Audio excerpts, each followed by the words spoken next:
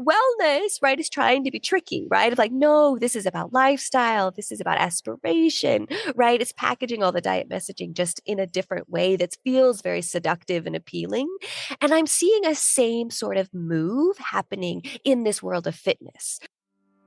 Welcome to the Live Unrestricted podcast, a show where you'll learn how to heal your relationship with food and your body so that you can focus your time and energy on more important things like your personal growth. I'm your host, Sabrina Magna, food freedom coach, and my mission is to help make your life happier and healthier without stress, overwhelm, or guilt about food. If you love the show, please do go out and share it. And if you're looking for support with your relationship with food, details about my programs are in the show notes. Thanks for spending time with me today. Now let's jump in. This episode is going to blow your mind.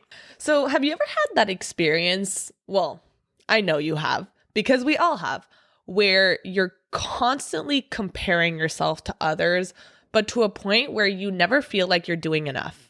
You always feel like you're behind or you're doing something wrong. And if we're talking specifically when it comes to your health and diet and wellness culture, chances are if you look at your social media account, you've probably followed accounts or influencers or coaches or trainers or dietitians who have like these perfectly curated accounts, and you see these beautiful salad bowls and acai bowls and smoothies, and they have these amazing workouts. And when you first start following those accounts, it feels motivating. It feels like inspiration. You might even look at some of the recipes and you save them and you put them into a folder of saved recipes that you will never look at again. Please tell me I'm not the only one who does this. I used to have oh my God, I can't even tell you how many saved recipes of quote unquote healthy, low calorie, low sugar foods I would have on my Instagram years ago that I would never come back to. They were like tofu, cocoa powder, pudding, and replacing every dessert that has flour in it with protein powder.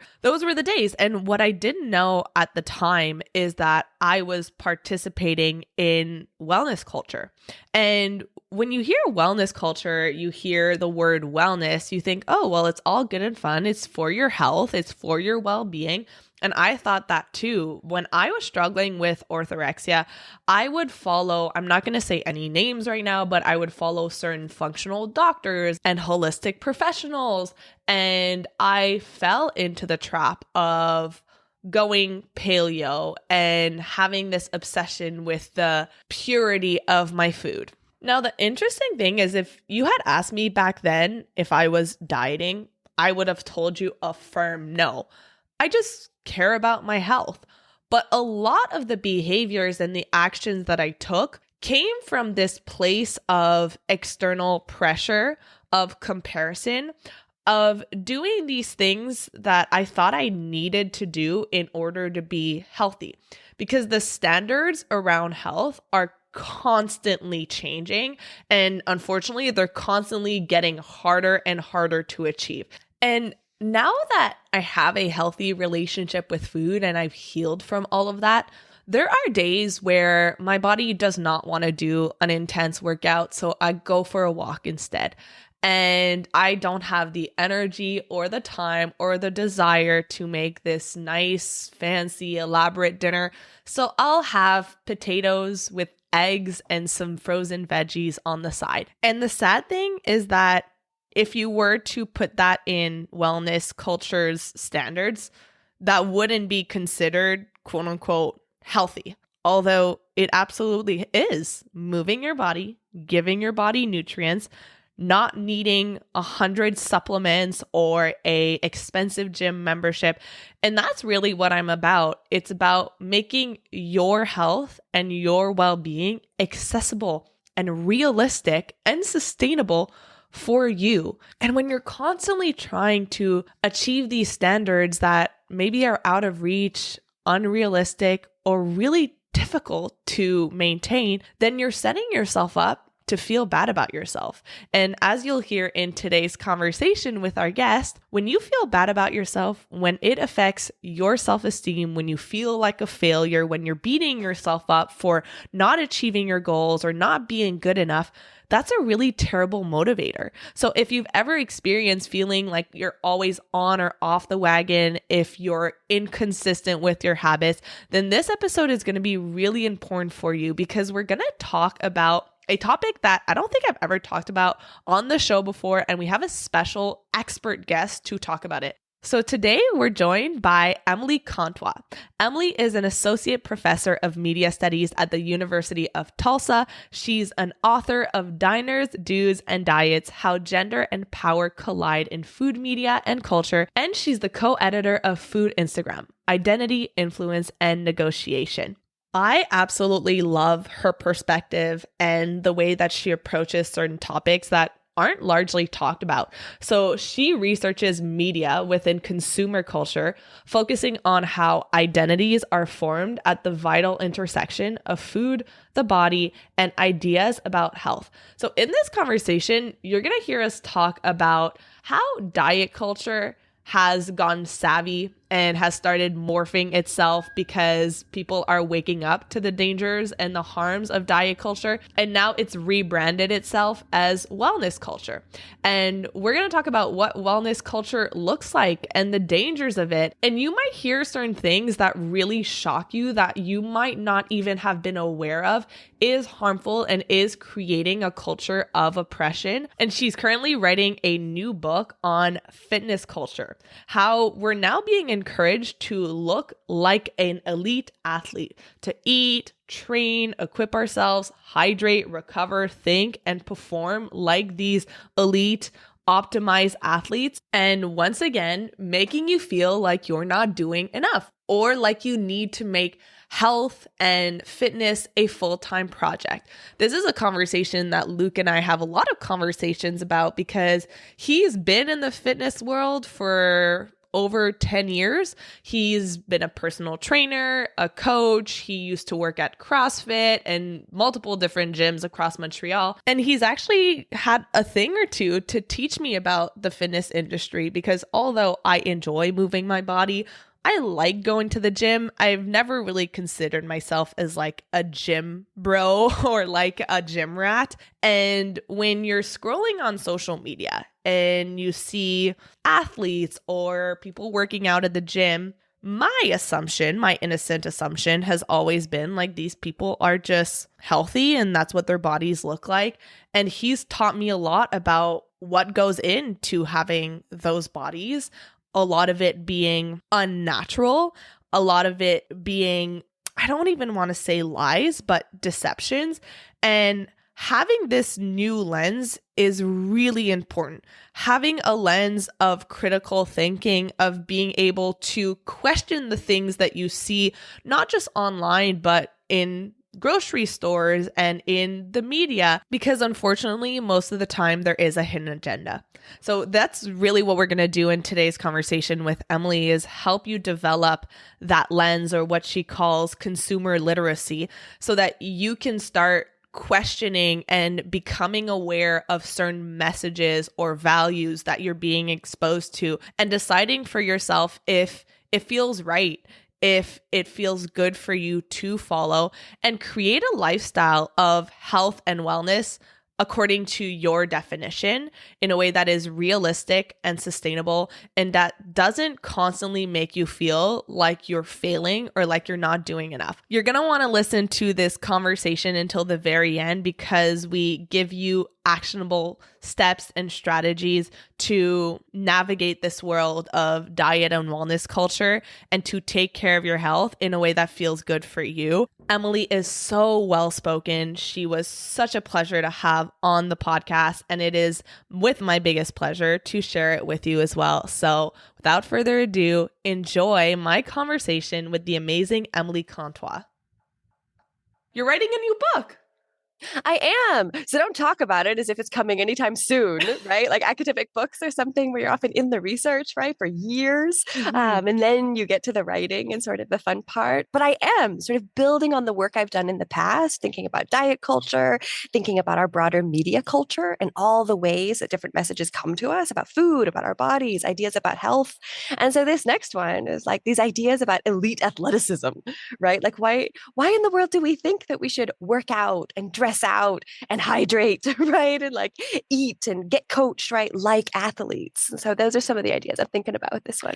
Yeah, so I'm super curious. I myself was an elite athlete. I was a synchronized swimmer for years, so I'm very familiar with the athletic world. And even when I retired from synchronized swimming, I don't know if you were ever an athlete, but I had this like identity crisis of who am I? How am I supposed to eat now? What kind of exercise do I like doing? And there was so much confusion in like really my entire identity. So I would be curious into how did you even get inspired to start looking into this topic? And what is like your whole body of work as a whole for anyone who's not familiar with you and your work?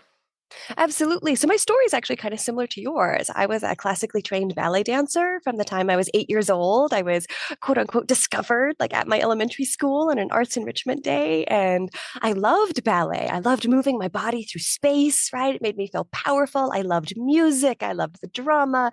I loved the costumes.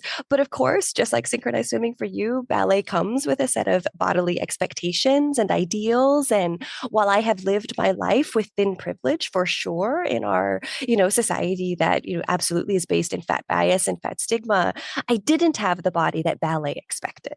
And so that was always an uphill battle. Like my husband jokes that, I was built to be like a sprinter, right? Like Yeah. I'm really strong. I have a lower body that can do amazing things. But ballet, right, didn't really appreciate that and had no sort of space for that. Mhm. And so, yeah, my interest in food, thinking about the connection too between food and bodies, the way we feel about ourselves, and how all of that is rooted in culture, came from my own experiences in my body, of course. And then the transition from being someone who was a really, intensely training, every single day and really thinking about all of that to the life of, a doctoral student and then a professor, right? That it's a very different life in the 19th century, right? When people worried about us, moving into modernity into the 20th century, there were all these concerns about us becoming brain workers, right? Like, what does it mean that the labor of your life is with your mind instead of with your body? And so I've certainly had to work through some of that and thinking about myself. Yeah. But the other piece about thinking about athletics is that my husband was also an athlete, but in ones that require sort of dieting among men, right? So being a wrestler in high school, right? Men who often, and women who wrestle as well, right? Having to drop a lot of weight, before their competitions, like all sorts of destructive sort of dieting and exercise habits. But he's also this really amazing sports performance physical therapist now in his career. And so I've sort of been doing field work in the background for this book, not knowing it, right, for the last 2 decades, as I think about our own, physical practices and the athletic pursuits that we've both had, and then all these amazing patients that he's treated. But my Mhm. research more broadly, like I'm always studying consumer culture and media, and I'm interested in this intersection of food, bodies, and ideas about health and how all that intersects with identities, right? Ideas about who we are, who we want to be, and how media and culture are giving us a lot of messages, right, about all of that. Mhm. So my first book was actually all about men and masculinities, right? It's called Diners, Dudes, and Diets, how gender Mhm. and power collide in food, media, and culture. And so that's thinking about how our media industries, the food industries, marketing, right? We're all trying to encourage men to engage with food when we have a culture that kind of thinks of food as feminized and feminine, right? So I was really interested to see how did Food Network and cookbooks, particular products like diet sodas and yogurts, and then of course weight loss programs, right? How did they target and talk to men about the products they were trying to sell them when they were conceived as feminine and feminizing? How do you talk to men? You have to talk to them about masculinity. And so that was a piece of that one. Wow, that is so interesting. And I wrote so many notes because I just have to say our stories have so many commonalities. I can so understand what you were saying growing up as a ballet dancer.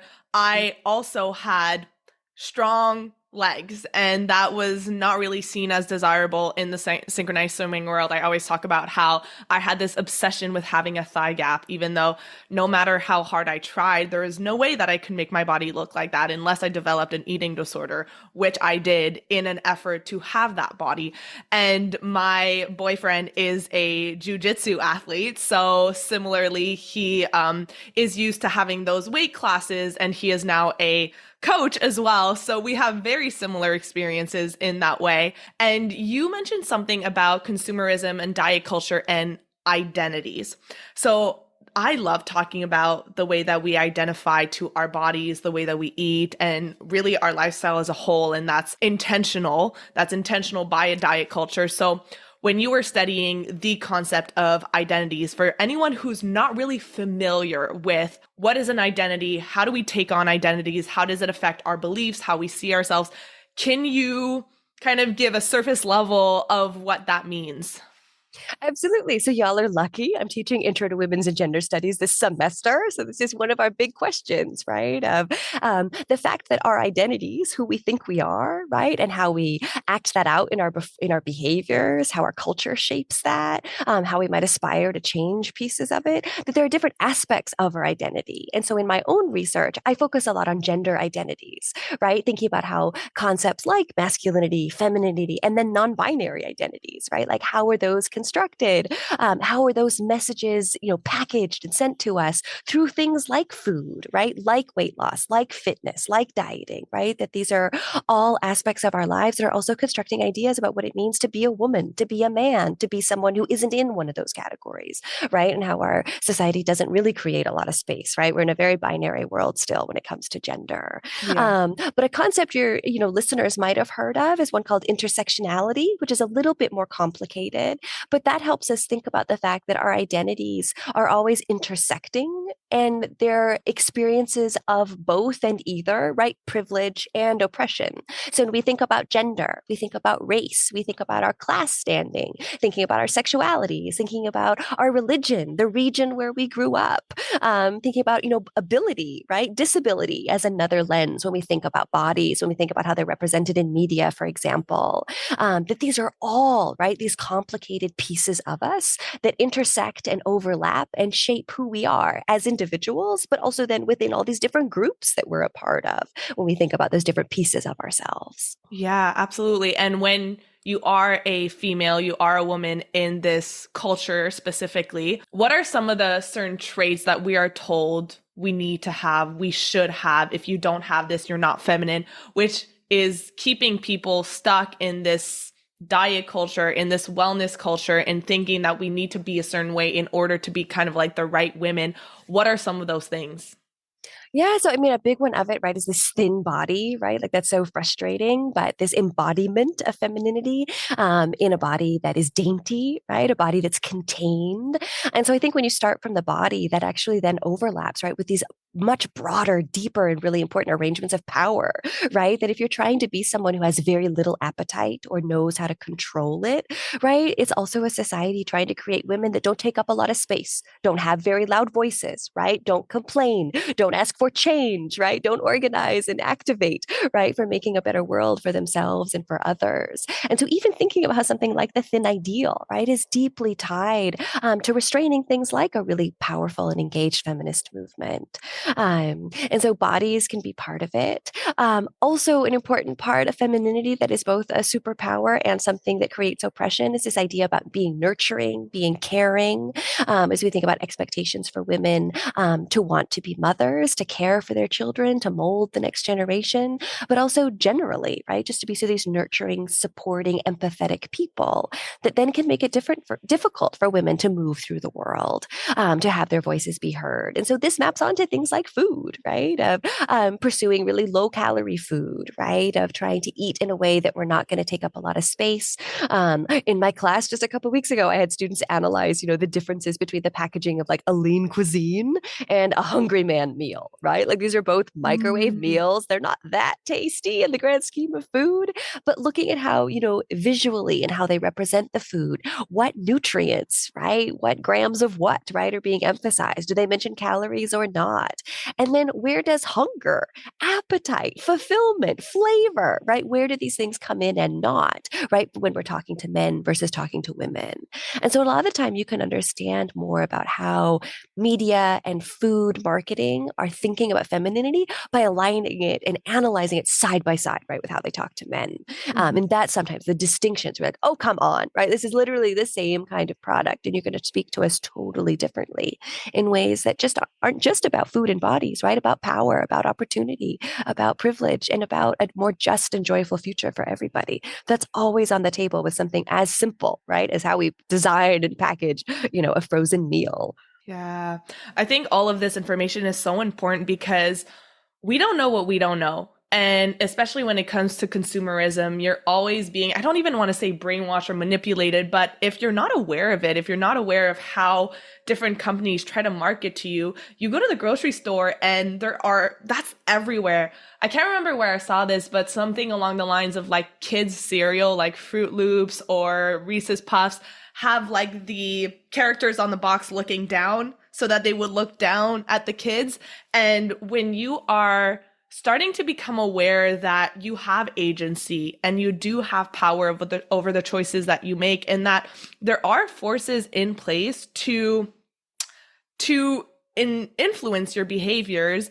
And when I was reading the book Anti-Diet, which is actually where I first came in contact with you, I think you were quoted inside the book, learning about the history of diet culture, I was healed, and I was already doing this work when I read the book. But when I was reading it, I was thinking about anyone who is in that position of self-blame, of feeling like they're broken, they're doing something wrong, they have no willpower. Learning about where that comes from and the intention behind it is so powerful, because then we can shift the blame away from the individual and to the system as a whole. So you mentioned we create a society, especially when it comes to women, that doesn't complain, doesn't have a voice, doesn't try to take up space. So I just want to stay on this topic for a little minute, because for anyone who doesn't know where diet culture comes from, of course, it has very old roots, but let's say we talk about the 19th, 20th century. If we look at the reason why diet culture predominantly affects women and why it affects women, can you tell us more about that? Absolutely. So if you look at the 19th century, dieting is something that's targeted to men, right? Like white, middle class, and even affluent men, right? Control your body, maintain your power. And so it really becomes the domain of women in the 20th century. And not surprisingly, right, in the 1920s, right, is when women secure the right to suffrage, the right to vote, the right to have more political purchase in our society, that there's this backlash, right? And so controlling women's bodies through ideas about health, about size, about beauty, right? Ideas about nutrition science, right? It comes in so many different forms. But it is this way, right, to then bring some of that power back. So the 1920s is this first moment where we really see that shift. But then also thinking about the 1950s as another moment where diet culture sort of booms, and then into the 1960s, right? Like that one's Weight Watchers is first incorporated.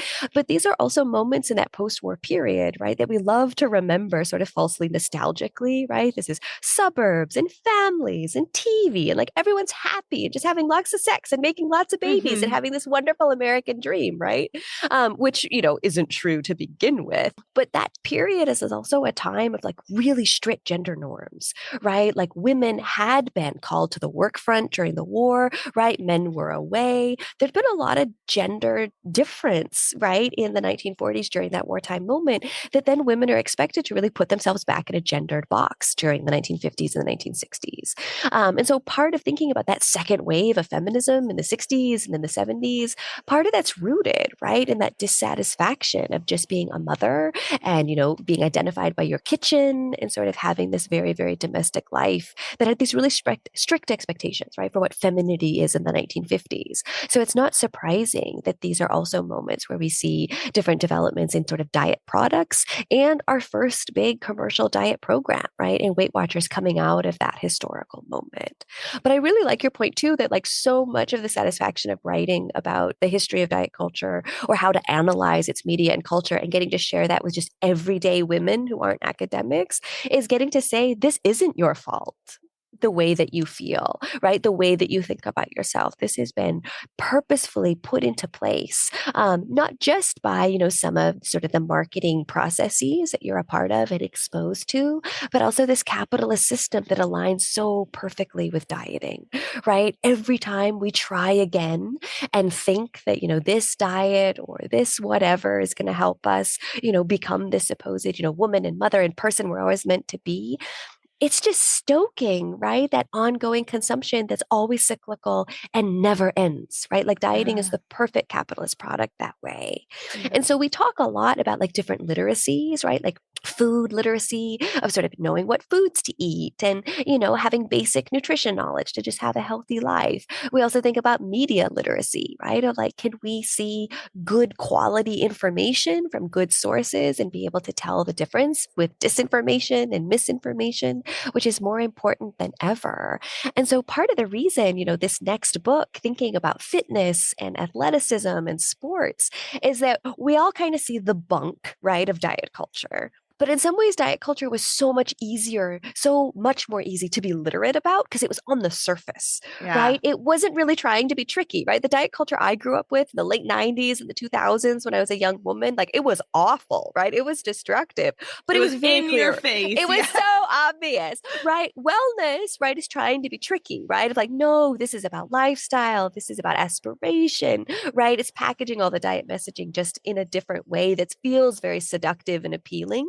And I'm seeing a same sort of move happening in this world of fitness, right? Of how we can become obsessed with optimizing ourselves.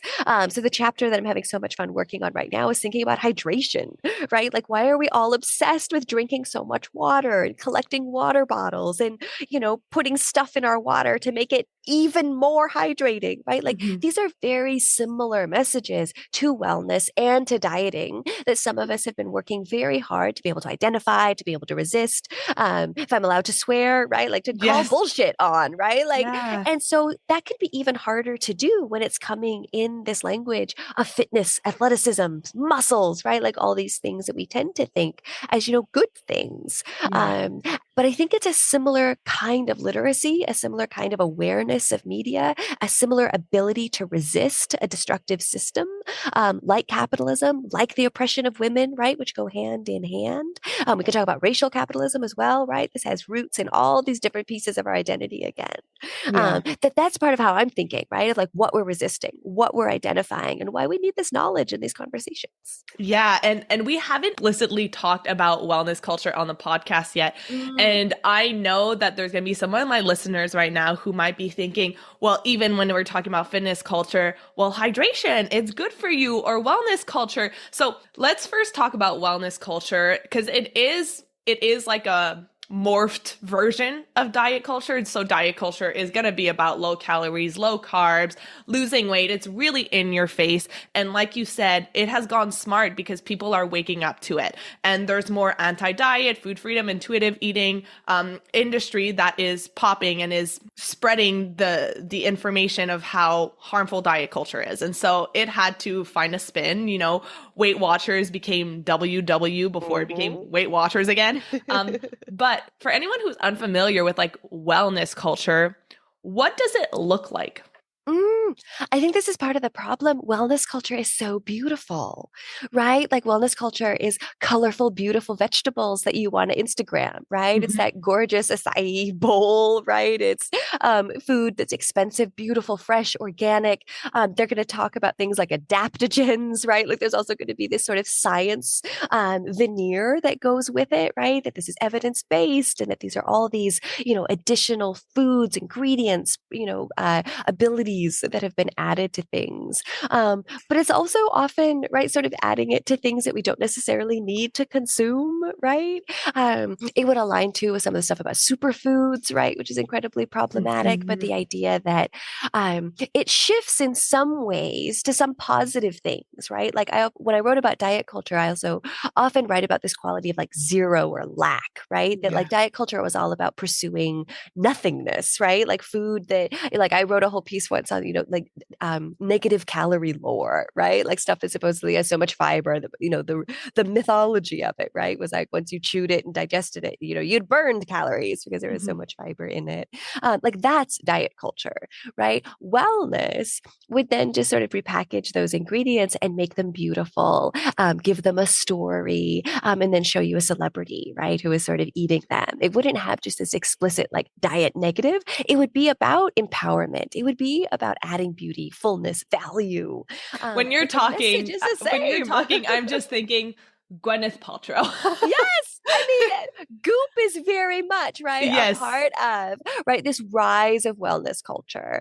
And so some of that is really interesting, right? That's related to like the rise of the alternative health movement, right? Like thinking about women's sexuality, thinking about women's control of their bodies and their reproductive rights. Like some of that, right, is actually really good. But then there was also all this weird stuff, right, that came with Hmm. it. Yeah. And a lot of it still being about restriction, a lot of it still, right? We can talk about digestive health instead of, right, just about like losing weight, but it's actually having the same conversation, right? Like the Yeah. end goal sort of remained the same, even if some of the conversation points changed. Yeah. And I know that anyone who's listening right now is probably thinking, but what's the problem? It's all for your health, especially when we talk about alternative health. There are some good and there are some bad, but what is the problem? If it's all about your quote unquote health, what's the intention behind wellness culture? Why is it problematic or potentially harmful?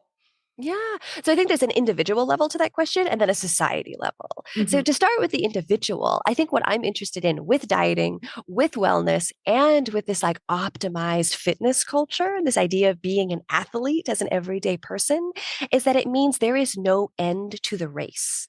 Right? It means you are always striving. You are always trying to do something more for your health, and you never feel satisfied. You never feel like you've done a good job. You kind of always feel like you're failing. You're always And not enough. You're always, yes, yeah. which can be so destructive, right, to sort of our self concept, our sense of happiness, our sense of satisfaction. But it also, right, wraps you up in these consumerist cycles, right? That whether it's dieting, wellness, or fitness culture in this optimized sense, there's always a product that can help you, right? You're always, right, being, seduced into these product opportunities, right, to buy one more thing that's going to help you find that satisfaction, that happiness, that peace. So that's on the individual level, right? And thinking about consumerism. But also, there's this scholar named Robert Crawford who came up with this concept of healthism, which I think is so instructive here.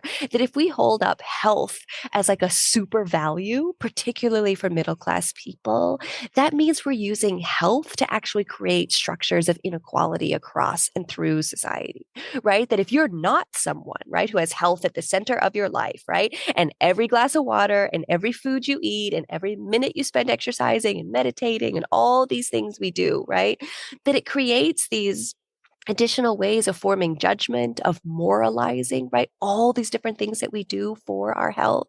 That when you don't have the resources, the ability to be able to do that, right? It creates another set of structures and systems that just reinforces existing inequalities in society instead of creating one that's more inclusive, more equitable.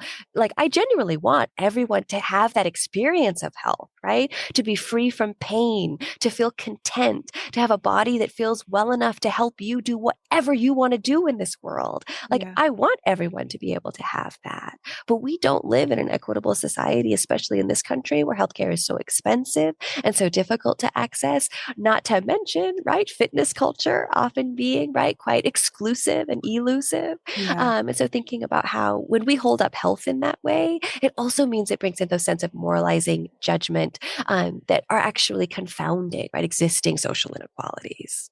So that's Yeah. why it matters, right, for you as an individual and for the kind of society we want to build to be a part of. Yeah, it matters so much because whenever I am thinking about the way that I want to communicate certain messages, what's always in the back of my mind is like, what movement do I want to be part of? What Mhm. values do I want to uphold or to go against? Because when you are taking part in wellness culture and diet culture and fitness culture, you have to think about what is some of the underlying messages that are being promoted and what are some groups of society that are being left out of this. If you look at wellness culture, like, my God, if you look at some of the supplements that they tell you that you need to be taking are just hundreds and hundreds of dollars. And I might be off on this stat, but I think something like 60% of Americans live paycheck to paycheck. And so when you are being pressured to eat a certain way and to act a certain way, you already feel like you're not doing enough. And then on top of that, people who are part of this kind of oppressive society will make you feel like you are failing at just being a basic, quote unquote, healthy human being. So this is really important to talk about. And there is a way to take care of your health in a way that is accessible for everyone, right? Like it doesn't need to require a beautiful Buddha bowl and expensive supplements and a gym membership. And that's something that I'm always trying to communicate to my audience is that health can look different from one person to another. And I struggled with orthorexia. And when you were talking about this feeling of superiority, I used to feel that way. I used to look at people in my life who would eat regular pasta while I was eating my chickpea or lentil pasta. And I would think, oh, they must really not care about their health because they're eating that kind of food. And of course, I look back on it now and I think, oh, I'm a smart person. I am a critical thinker. And even I got pulled into that because it is such a persuasive and it's the majority. It's the norm. It's what we are used to. Oh, absolutely. And so I think that's part of why I'm so interested in this like discourse of like elite and optimized, right? Of like doing more and more and more. Because it makes it so that like everyone participating, right, feels like they're not doing enough and that the standards are so perceived to be, right, so high for what you're supposed to eat and how you're supposed to move. And these ideas about hydration, right? Of like gallons and gallons, right? Instead of just like drink when you're thirsty, right? Like Mhm. moderation and balance in your diet, right? Finding something that you like, to move your body and doing it regularly, right? A lot of this is actually, really kind messaging, but it feels like it's not enough. And so I think one of the most startling things here is like looking at sort of like child fitness, right? And I don't mean fitness in this like athletic sense of just like kids finding something they like and sticking to it, that even with children participating in organized sports, which like I never did, right? Like ballet was my thing. I hated PE. But like even kids who do, right, play soccer or baseball or whatever, we're so quick to sort of professionalize what they're doing and to put them in traveling leagues and to make it really intense and again, expensive, exclusive, a lot of pressure on families, right, to Mhm. participate at this level. And then all of a sudden, a childhood pursuit of moving their body and having fun becomes something that's about getting into college and getting a scholarship and maybe going pro, right? And so that's part of how we end up with a populace on the whole, where very few of us, right? I think it's like 25% of us, meet sort of the basic government guidelines for, cardio fitness, and then also doing that little bit of strength training each week. It's like a fourth of us because we imagine in our minds that we all have to be, crazy CrossFit athletes to be Mhm. meeting these expectations, when in actuality, you don't, right? There are so many different ways to have this be a part of our lives. And so if we let go of that idea of elite performance, of competition, right? That if we right size it for ourselves and stick with it and find joy, find people to do it with, that's all we really have to do, right? Like Yeah. you are good enough. You are doing enough, right? Yeah. That's what I think some people need to hear. Oh, that's such a good point. Even just last night, I was on a coaching call with my clients, and one of them she's a special education teacher, and she's on her feet from 7 a.m. until 5 p.m. And she already wakes up at like 4 a.m. to meditate and to journal. And then she gets home and she's so tired. And she was asking me, like, I don't know what to do about exercise. I feel like I'm not moving enough, and it's either like I sacrifice my sleep to wake up earlier, or I try to force myself at the end of the day. And if I do that, I'm just so tired. And I just stopped and I asked her, I was like, where did you get this concept that you're not moving enough? You're on your feet all day long. And she even has a standing desk. And so we are, especially when it comes to exercise, we believe that there is a certain way for exercise to count.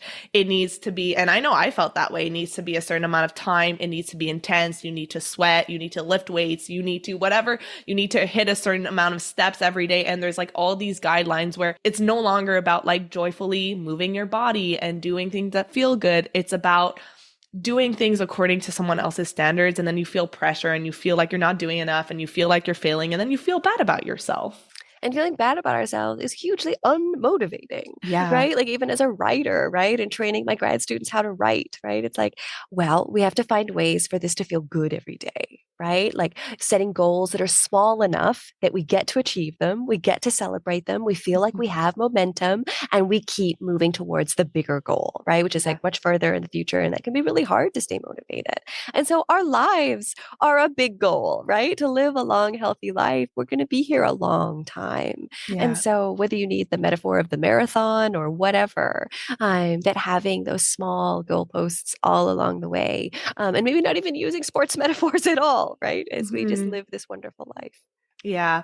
And so I really like to talk about action steps to take what we talked about and put it into action, because no matter what, we live in a world where diet culture, wellness culture, fitness culture is everywhere. And that's something that can be really challenging as you're working to heal your relationship with food, with exercise, with your body, and with yourself, not knowing, okay, what is something that is positive, empowering information that could help me feel better, and what is information that is coming from wellness culture, oppressive culture.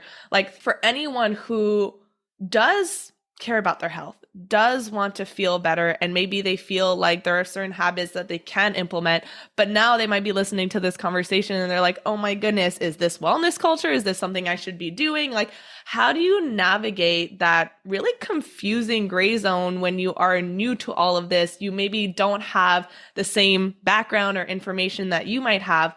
How do you navigate that? I think part of it is trusting your gut and trusting your instincts, right? Of like, does this make me feel good? Does this make me feel good about myself while I'm doing it? Does this make me feel good about other people in the communities that I'm part of? And if you can say yes to all those questions, it's probably okay. Mhm. Right. And there might be, some little aspects, right, of wellness culture or of, elite athletic training, right, that makes sense for us and that we enjoy, right? Like Yeah. sometimes I do like to do a really sweaty, intense workout, right? Like, haha, look what my body can do, right? Like that is an empowering moment. But it's when we're trying to do that all the time and it's starting to make us feel like a failure or we're getting injured or whatever. That's when it's like, oh, wow, I went too far. I can dial this back and find that sense of balance again. But no, if it makes you feel good, if it makes you feel good in community with other people, it's not hurting anyone, then it's probably okay. And Yeah. I think too, to practice those literacy skills, right? As you're looking at the media around you, your experience in the supermarket, what's going on at the gym, right? You give yourself points and kudos every day. You're like, not today, right? Like that's a message that I know is destructive, right? I know what that is about. And that's not for me, right? I don't accept Mhm. that one, right? You get to Yeah. play that game with yourself every day when you move through this world. Yeah, I want to put like a mental highlighter on trust your gut and listen to what feels good. And a really good example is social media. If you notice that you are following certain influencers or coaches or dietitians or athletes, and you notice that as you're scrolling, you're seeing an account and it makes you feel like you're behind or like you're not doing enough or like you should be doing more or you should be doing something different, you usually feel that. And I know that I've done that in the past when it came to the wellness culture. And even now, as I am a business owner, it's so easy to fall into following accounts that you think you're getting inspiration or motivation from. And then over time, you might notice that that relationship with those accounts are changing. And now it's making you feel like you're not doing enough. So social media is a really good place to even just start practicing tuning into how certain messages and accounts make you feel. And I think what you were saying about trusting your gut and doing some things that maybe you do really enjoy, like a sweaty workout. I did a super sweaty workout this morning. What I always explain to my clients is the intention behind your action is everything. Mhm. If the intention behind it is coming from a place of love and you're coming from a place of genuine desire, then go ahead and do that and have that Buddha bowl and have that essay bowl or whatever and hydrate your body. But if you're doing it from external pressure because you think Mhm. it's going to make you feel a certain way, enough, worthy, respected, and it doesn't feel good and it actually feels forced, then that's a really good indication that, okay, maybe there's something to look at. I'm noticing that I'm doing a workout because I feel like I have to, and maybe I'm tired and my body is asking me for rest, but I feel this like compulsion to do it. Then do the uncomfortable thing and take a rest day and notice how that feels and start treating yourself with love and compassion in the way that you would with someone that you love in your life. Absolutely. I think that's all really good advice. Yeah. So, any last words that you would want to share with our listeners who are listening to this and probably having their mind blown because maybe they've never thought that any of this was problematic or something to look at? What would be some last words of wisdom that you would leave them with? So the hope here isn't that this is overwhelming. The hope is that it is sort of opening up a whole different way to see the world and the power and agency that you get to use from that. Mhm. That when you know how these messages are constructed, when you understand their history, when you know a little bit about the industries behind, right, making all of this, you get to see the whole system. It's like the Wizard of Oz, right? You're seeing behind the curtain. Right. Or Mhm. that children's tale, if the emperor has no clothes on, right? It's like you see the truth now, right? So there might be moments where you still feel seduced and sort of get pulled into it, and that's okay. You can recognize about yourself and give yourself grace. But also that there are moments where this is important to resist and to protect yourself from, and to create the media world, the community, the food space, right? The fitness life that you want for yourself. But to also remember, right, like a lot of diet, wellness, and fitness often focuses on the individual, right? Putting a lot of that on your personal responsibility. And so having this broader knowledge about systems, about structures, and that importance of community and the collective is a really important insight to hold with you too. Yeah. So good. So good, Emily. Thank you so much for being here. Anyone who wants to, I know that you mentioned a few books, anyone who wants to connect with you and learn more about your work, where can they find you? Absolutely. I'm at Emily Contois across social media, and also have a website, emilycontois.com, where you can find all of my books, other writing. I write a lot for the public, so you can find pieces in Time, Nursing Clio, NBC. You can find me all over the place, and a lot of that's aggregated on the website, but would love to connect and help people on their journey. Yes, and if you do send her a message, let her know that you found her on our podcast. And thank you so much for being here. Mind blown myself and for my audience as well. So I really appreciate you taking the time. And thank you to all of you listeners for listening as well. We'll see you on the next episode. Thank you so much for listening to today's episode. If you found it valuable, I would love if you would share it with someone you know that could benefit. If you're loving the show, don't forget to subscribe over on Apple Podcasts so you don't miss a single episode. I really love hearing feedback from you, so please leave a rating and review over on Apple to help us get in the ears of more people who need it the most. Finally, come hang out with me on Instagram at Sabrina Magnan Health for more educational content and get up close and personal with me. Thank you so much for being here, and I'll see you on the next episode.